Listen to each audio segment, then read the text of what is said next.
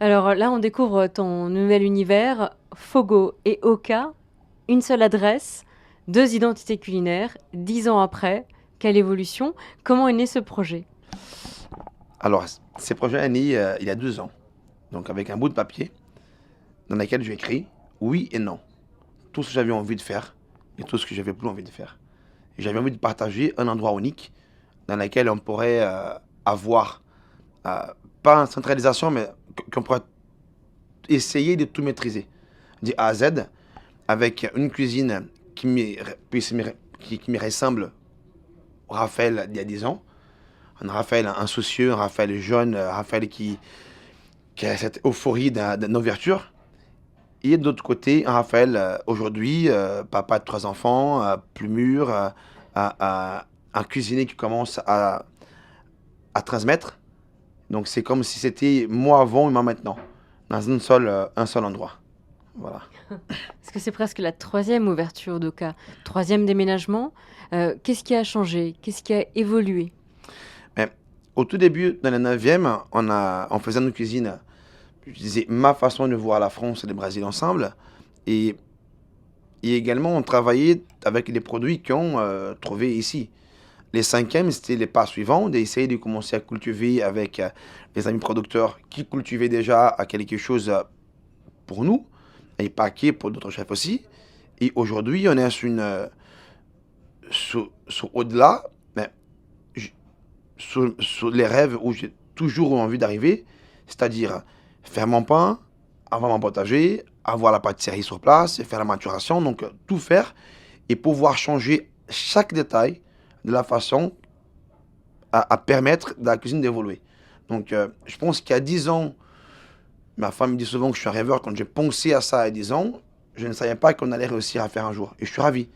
Et en plus fier d'avoir réuni les deux univers, avant et après. Et Fogo, ça c'est une vraie création. Cuisine à la braise. Ouais. On est toujours sur la cuisine franco-brésilienne parce que c'est le fil conducteur entre les deux entrées, les deux adresses. Exactement. Fogo, c'est les feux. C'est cuisiner, c'est la braise et c'est contrôler la première chose en fait. C'est à ma façon de voir un bistrot franco-brésilien. Mm. Donc, dans lesquels la pièce maîtresse, donc elle est française, l'accent brésilien, il vient, il y a une acidité ici, un piment par là, donc c'est ça que c'est génial. Qu'est-ce qui vient du Brésil exactement dans les assiettes, que ce soit chez Oka ou Fogo? Qu'est-ce qui vient du Brésil? Par exemple, là, dessert au chocolat, on a un petit piment qui vient ensemble, et Mm. ces piments, c'est un piment brésilien cultivé par Pierre Gaillet en France, donc c'est sympa, c'est la France et le Brésil. On a aussi une petite dessert qui sort des mains, donc c'est une vacherin au maté. Et on va remplacer les matés pour une petite plante, c'est les jambous. Donc c'est une plante amazonienne qui est cultivée dans la Tarn-et-Garonne par Sylvie, à la ferme des Kiwi. Donc c'est ça, en fait, on va twister un peu. On va faire la farofa briochée, donc du manioc torréfié. Donc c'est une cuisine d'instant, on essaie d'échanger, voilà, et mettre la France et le Brésil ensemble. Au niveau des viandes aussi, il y a une viande qui vient du Brésil? Non, malheureusement, c'est pas possible qu'elle vienne d'arriver du Brésil. Mhm. Et c'est pas ça qu'on veut. Poisson, viande, bah, comme tout, en fait, on va rester ici. Et on va utiliser donc la terre, l'agriculture pour pouvoir cultiver. Donc c'est dans ces chemins, avant et maintenant, en tant qu'étranger en France, ma plus grande fierté, c'est utiliser bah, la main de l'agriculteur, la main du producteur pour cultiver. Donc, tous les produits brésiliens que vous avez au restaurant, ce sont des produits brésiliens cultivés en France. Donc, soit l'haricot noir, soit les piments, soit les légumes. Et pour moi, c'est une grande fierté d'avoir aujourd'hui notre potager, mais aussi des amis artisans qui cultivent pour nous des produits. Pas que pour nous, mais une grande partie aussi. Donc, je suis très fier de ça. Le potager, le maraîchage, ça c'est la grande nouveauté sur cet établissement. C'est depuis quand est-ce que vous travaillez comme ça en collaboration et combien d'hectares sont à votre disposition? Je crois que c'est énorme. Ouais, là, le potager, il a 2,5 hectares. Donc, au Seine-et-Marne, c'était une envie de pouvoir faire ça. Donc, une chance avec mes associés investisseurs. C'était un de mes rêves pour aller au-delà de Mhm. notre production main à la main avec l'artisan. Donc, on commence à cultiver. On est qui au début. Et je pense que ça va être encore loin. J'ai d'autres producteurs dans lesquels on travaille aussi. Mais aussi, il y a les pains. On fait nos pains maison, donc c'est top. On a une Il y a boulangerie, une boulangerie intégrée maintenant. voilà, une toute petite boulangerie. Donc on fait ça avec François Maçonnet. Donc c'est une façon aussi de tout à faire ici. Je dis souvent que la seule chose pas maison ici, c'est moi. C'est sympa. Et qu'est-ce que, entre Oka, il y a 10 ans, donc en 2014, tu as ouvert la première adresse Ouais. Oka. Elle a évolué, elle a déjà déménagé.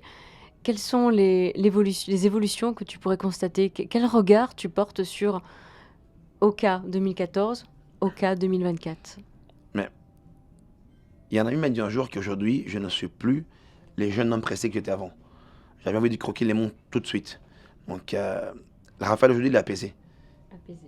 Il est apaisé, il vit chaque jour, chaque moment. Et je réfléchis en amont pour pouvoir arriver à quelque chose. Ces projets, il a passé presque 2 ans dans ma tête, 1 an de travaux. J'ai la chance de croiser les charmantes des personnes bienveillantes, donc qui m'a permis d'arriver à ces rêves, de croiser des personnes dans mon équipe merveilleuses qui ont accepté ces défis, donc de faire cette cuisine d'Oka évoluer encore une fois. Et je me sens plus mature aujourd'hui pour développer une cuisine que j'ai toujours rêvé, mais qui est toujours manqué quelque chose. Et là, aujourd'hui, je pense que je suis prêt à aller à l'étape suivante. À l'étape suivante, c'est-à-dire m'affirmer comme chef, m'affirmer comme un cuisinier, fier d'être en France. Donc, pouvoir faire, voilà, faire partager mon Brésil, ma France. Voilà, nous sommes meilleurs. On va un petit peu parler des cuisines. Comment se structurent il y a 2 menus chez Oka. Comment est-ce qu'ils se composent et est-ce qu'on peut citer 1 ou 2 plats phares de ces menus? Bien sûr. Donc, à Oka, nous avons 2 menus. Nous avons choisi des rivières brésiliennes. Donc, les menus Paraná, qui est les 2e plus grandes rivières de Brésil, et la rivière amazonienne. Je pourrais dire, par exemple, pas qu'il y a un plat, mais un condiment qui évolue. Donc, c'est l'haricot noir. C'est l'haricot noir fermenté. Cette fois-ci, on utilise l'haricot noir du Pierre Gaillet, donc notre producteur, donc cultivé en France. Donc là, on va fermenter cet haricot, un peu comme un mollet mexicain. Et on va venir utiliser la braise pour faire un très joli riz de veau, une picanha, avec un millefeuille, donc des betteraves. Donc c'est qu'on va utiliser les deux. Notre plat très sympa, donc c'est un beurre blanc de fruits de la passion, donc de maracuja, avec un sauce pile, donc légèrement acidulé, soit un joli poisson qui a été cuisiné, donc soit à la braise, soit très doucement, plein de choses. Il y a un peu la cuisine d'Oka a toujours eu ses côtés beaucoup d'acidité, légèrement pimenté et beaucoup de gourmandise. Et ces 3 fils continuent à me suivre. Et puis tu as parlé de braise, et là on fait le fil conducteur avec Fogo. Qu'est-ce que par exemple, est-ce qu'il y a déjà 1 ou 2 plats phares chez Fogo, vraiment qu'il faut avoir goûté? À Fogo, je pense que tous les tapas j'appelle à partager. Oui. C'est génial. Mes 2 préférés sont les poissons. Donc, les poissons de jour à la braise, qu'on fait avec des légumes de potager. Donc, à cuisson à pleine respectée. Et on va jouer aussi sur les Saint-Honoré. Je pense que les Saint-Honoré, c'est un dessert en collaboration avec mon chef pâtissier. J'avais envie de faire c'est son idée de faire ça. On a dit oui, on va partir sur une chose très gourmande. On a apporté un petit peu des noix du Brésil pour donner un petit côté légèrement plus craquant, fourmi de la noix aussi. Donc, c'est super. Donc, j'ai beaucoup de chance d'avoir autant de collaborateurs qui aiment le Brésil à ce point aujourd'hui, de pouvoir avoir envie d'eux-mêmes apporter mon pays dans leur cœur. Et ça, c'est génial, ça. C'est vrai que tu as une belle équipe.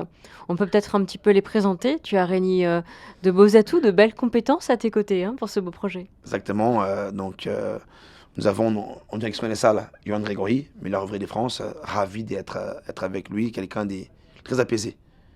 C'est bien de regarder à côté, il voit qu'il est là, parce qu'il me calme. Et avec lui en service, je suis serein.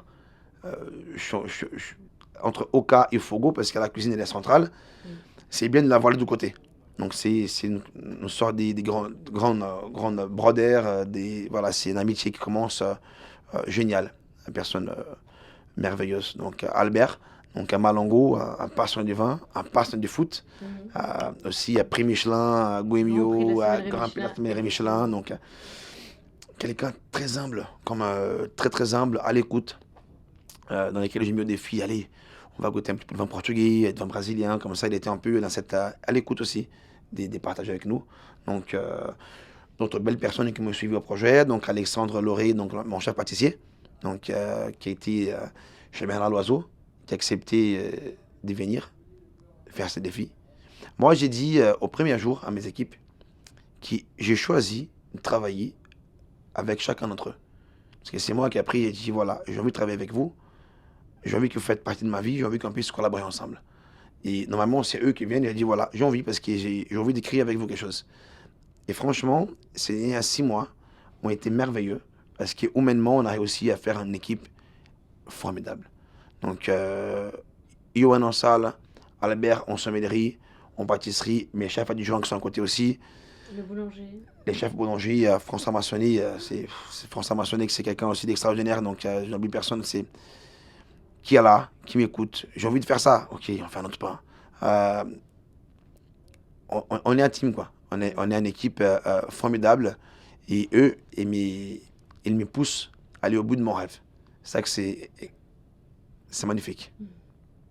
Et le Brésil, tes racines sont omniprésents dans la décoration aussi. Il y a des architectes, il y a des artisans que tu as souhaité intégrer à ton projet. Mais déjà, la peinture, donc ça va faire appel à Borges, donc à Florence Bébanger, euh, l'artiste qui a fait les dessins, elle a s'inspiré de peintres Borges brésiliens afin de pouvoir amener un petit peu ma culture à l'intérieur. Et c'est vrai qu'on en a dit, Borges, je lui dis, c'est un de mes maîtres préférés euh, du Brésil.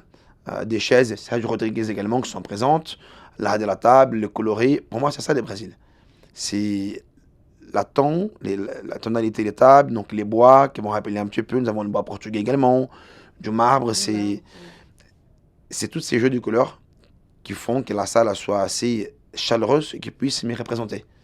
C'est très important que l'endroit puisse être aussi donc voilà, Ton identité, à mon tes identité. racines. Exactement. Oka, ça veut dire quoi? Maison. Maison.